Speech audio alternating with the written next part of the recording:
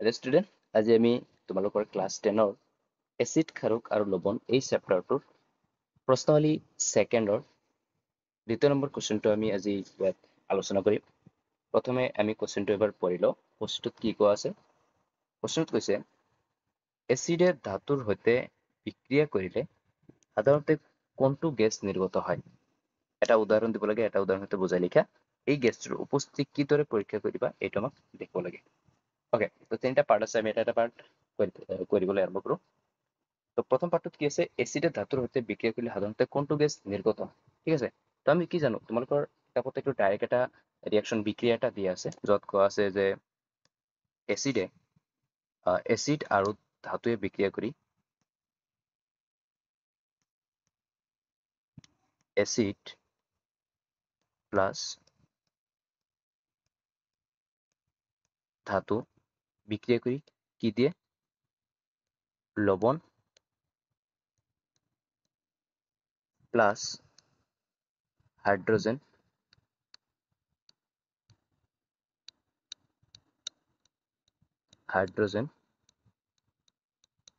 Gas.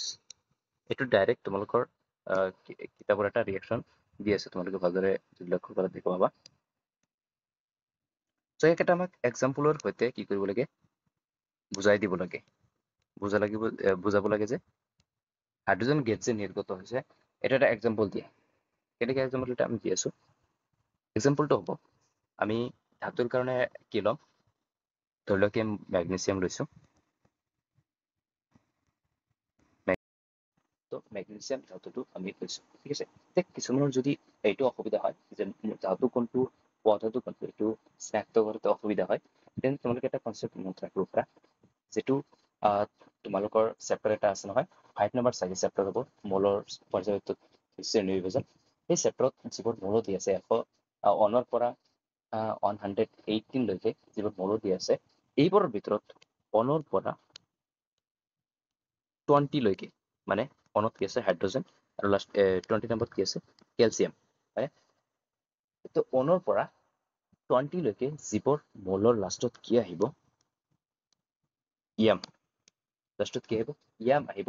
এইবোৰ এটা এটা কি হ'ব? ধাতু হ'ব। এই কনচেপ্টটো কেৱল 1 পৰা 20 লৈকে লগাবা, পিছৰ ওপৰত অলপমান মানে খেলি মেলি থাকিব পাৰে, ঠিক আছে। তো 1 পৰা 20 লৈকে যিবোৰ লাষ্টত কি আহিছে? ইয়াম বুলি এটা শব্দ আহিছে, এইবোৰ কি হ'ব? এটা ধাতু। অ'কে, ব'লা। চ' ইয়াত আমি এচিড ধাতুৰ কাৰণে মেগনেছিয়ামটো লৈছো, আৰু কি ল'ম? ইয়াত এচিডৰ কাৰণে আমি কি ল'ম? HCl এচিডটো আমি ইয়াত ল'ম। অ'কে, এতিয়া ইয়াৰ পৰা কি উৎপন্ন হ'ব? প্ৰথমতে এটা লৱণ উৎপন্ন হ'ব। লৱণটো চাগে তোমালোকে জানা যে যেনেকে NaCl এটা লৱণ হয়, হয়নে? NaCl এটা লৱণ হয়। অ'কে, তো এইটো আমি ঘৰৰ খোৱা কামত ব্যৱহাৰ কৰোঁ। অ'কে, চ' তেনেকে ইয়াতো এটা লৱণ উৎপন্ন হ'ব, যিটো হ'ব কি? যিটো হ'ব MgCl2। ইয়াৰ পৰা মেগনেছিয়াম আৰু ইয়াৰ পৰা Cl, এই দুটা মিলি লৱণৰ উৎপন্ন হ'ব, যিটো MgCl, আৰু প্লাছ কি উৎপন্ন হ'ব? হাইড্ৰোজেন গেছ এটা উৎপন্ন হ'ব। এতিয়া তোমালোকে ক'ব পাৰা, ছাৰ ইয়াত যে এটা আমি দেখা পাইছো ক্লৰিনৰ তলত কি আছে? +2 দি আছে, এইটো কেনেকৈ আহিল? তো ইয়াক বুজিবৰ কাৰণে তোমালোকে এটা 9ৰ এটা কনচেপ্ট তোমালোকৰ মনত কৰিব লাগিব, যিটো হৈছে য'ত-য'তাৱলী, ঠিক আছে।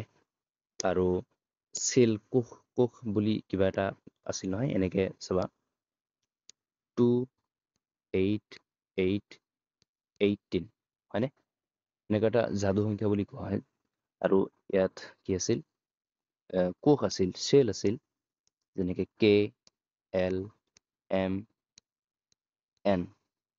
ওপৰত কি থাকে? ইলেক্ট্ৰন থাকে। চ' ইয়াত আমি যদি চাওঁ মেগনেছিয়ামত কিমানটা ইলেক্ট্ৰন থাকে? ছাৰ আমি জানো মেগনেছিয়ামত 12টা ইলেক্ট্ৰন থাকে। ইয়াৰ পাৰমাণৱিক সংখ্যা কিমান? 12। চ' ইয়াৰ ইলেক্ট্ৰন কিমান থাকিব? 12 থাকে সাধাৰণতে। অ'কে, চ' ইয়াত যদি আমি এই কোষত আমি যদি ইলেক্ট্ৰন ভৰাও, তেন্তে চাবা প্ৰথমে কি দিছোঁ? 2টা ইলেক্ট্ৰন ভৰিছোঁ। তাৰপিছত কেইটা ভৰাব লাগে? 8টা। দ্বিতীয় কলত কেইটা ভৰাব লাগে? 8টা। প্ৰথম কলত 1টা, 2টা ভৰাইছোঁ। দ্বিতীয় কলত 1 2 3 এনেকে 8টা ভৰাব লাগে। তৃতীয় অক্ষৰত কিমানটা ভৰাব লাগে 8টা, কিন্তু আছে কিমান, দুটা মিলি কি হ'ল 10, থাকিল কিমান 2। তো ইয়াত কি কৰিছো আমি 2 দিছো। তো ইয়াত যোজ্যতা কিমান আহিল, ওভাৰঅল ইয়াত যোজ্যতা কিমান আহিল +2 কিমান আহিল। তেনেকে যদি আমি ক্লৰিনৰ কাৰণে কৰো তো ইয়াৰ কাৰণে কি আহিব +1 যোজ্যতা নাম্বাৰ আহিব। এতিয়া ইয়াক বহাবৰ কাৰণে আমি আৰু এটা কনসেপ্ট জানো যে MgCl, ইয়াৰ যিটো যোজ্যতা নাম্বাৰ আৰু ইয়াৰ যিটো যোজ্যতা নাম্বাৰ যেতিয়া ইয়াক লিখা হ'ব, দুটাক একেলগে লিখা হ'ব, তেতিয়া কি হ'ব, ইয়াৰটো ইয়ালৈ যাব আৰু ইয়াৰটো ইয়ালৈ যাব, কনভাৰ্ট হৈ যায়। তো ঠিক আছে, তো এই দুটো কনভাৰ্ট হৈ কিনে এটা লৱণৰ সৃষ্টি কৰিছে, এইটো হৈছে MgCl2। ওকে ওকে বলে বিক্ৰিয়াটো বেলেঞ্চ কৰি লওঁ। বেলেঞ্চ কৰাৰ কাৰণে আমাক কি লাগে, প্ৰথমে ধাতুটো বেলেঞ্চ কৰিব লাগে। ইয়াত ধাতু কি আছে, মেগনেছিয়াম এটা, ইয়াতে এটা, এইটো বেলেঞ্চ আছে। 2 নম্বৰ কি আছে, 2 নম্বৰ অধাতু কি ক্লৰিন, ইয়াতে কি আছে এটা আছে আৰু ইয়াত কেইটা আছে দুটা। সো আমি ইয়াত কি কৰিছো এটা ক্লৰিন বহাই দিছো, তো হৈ গ'ল। এতিয়া চাব লাগে হাইড্ৰজেন, হাইড্ৰজেন কেইটা আছে ইয়াত দুটা আৰু ইয়াত কেইটা আছে দুটা, হৈ গ'ল বেলেঞ্চ। ঠিক আছে, এতিয়া আমি কুৱেশ্যনটোৰ লাষ্ট পাৰ্টটো চাম, য'ত কৈছে এই গেছৰ পৰীক্ষা কেনেকৈ দিবা। চ' ইয়াক আমি কি কৰিম, এটা ধৰা হ'ল যে এই বিক্ৰিয়াটো কৰি আছো আমি এটা বিকাৰত। ঠিক আছে, ধৰা হ'ল এইটো বিকাৰত আমি ৰিয়েকশ্যনটো কৰি আছো। ঠিক আছে, চ' এতিয়া আমি কি কৰিম, ধৰা হ'ল ইয়াত এটা কি কৰা হ'ল, দিয়া চলাই এটা, জ্বলন্ত দিয়া চলাই এটা কি কৰিছো আমি ইয়াত ৰাখিছো।